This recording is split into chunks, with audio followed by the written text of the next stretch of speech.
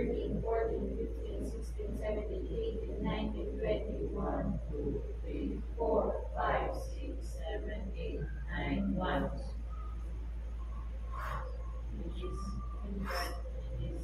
Okay, AED arrived. Say AED arrived. Adult patient. If the patient is a child, press the child button. Remove clothing from the patient's chest. Remove packet and apply pad on the patient's bare skin. Apply pad as shown in the picture. Press pad firmly on skin. Press pad firmly on skin. Do not touch the patient analyzing heart rhythm. Do not touch the patient analyzing heart rhythm. Shock advised. Do not touch the patient. Everyone clear. Clear. Press the flashing shock button. Shock delivered. Begin CPR.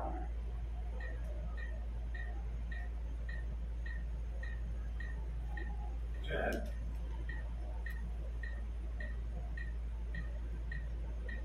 Twenty.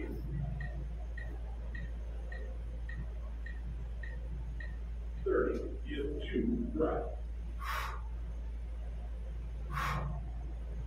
Okay. Ganun ulit. Pambilis ko. Dapat medyo habaan yung pag-give po. Chad. Okay? Long press lang natin. Laging nakadepende yan kay assessor kung ilang cycle kayo, ha? Pero ngayon, sige, tag-iisa para mabilis tayo. Ito dalawa yung gagawin mo. Yung nasa module nyo at saka yung isa. Itong assessment muna ang gagawin natin tapos yung naunang demo. Sige, may copy naman kayo. And then, pagkatapos ng AEDRI, LLF ka agad. Ito na yung sinasabi ko, hindi, tinanong namin yan sa assessor, paano namin yung kukuhanan ng pulso? Bakit? Dito naman sa carotid? Tinanong yung assessor. Kaya, sa may kamay. Check mo dito. Tapos, LLF ka pa rin yung ulo mo, kailangan nasa ano pa rin ni patient. Ayan. O, ito na lang kamay ko. Ayan, ganyan. Magbibilang ka ng 1, 1,002, 1,003, 1,004, 1,005, 1,006, 1,007, 1,008, 1,009, 1,010. Positive pulse, positive breathing. And then, pagkatapos nun, check CMS.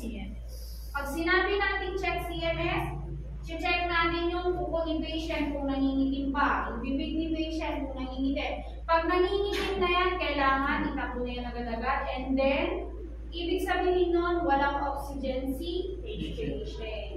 Okay, circulatory yun. Yung movement naman, i-pinch natin si patient. I-pinch mo lang siya. Kung nag-react siya, ibig sabihin, may pulse na siya, may breathing na siya. Yung sensation naman, tatanungin natin si patient kung kaya niya na ba, or itaas mo, pag binababa na yon, okay na yon, clear na siya, na-revive na siya. And then, pagkatapos nun, inform the family and bring the patient to the nearest hospital. And then I'm going to document it on my care plan. And then mag-aftercare ka na lang. Wala na yung, Para yung susunod, wala naman. Pero pag tinanong kayo, kung sinabing rapid assessment, papasok si GCAP BPLS. Tinatanong yun ni assessor minsan, lalo pag loading yung magiging assessor. Ang daming gustong maging assessor. Pinipili nilang school natin kasi kauna-unahang school na sa buong Bulacan. Here, ito. School natin. Kaya medyo magano tayo sa mga loading. Pero mababait ang mga loading.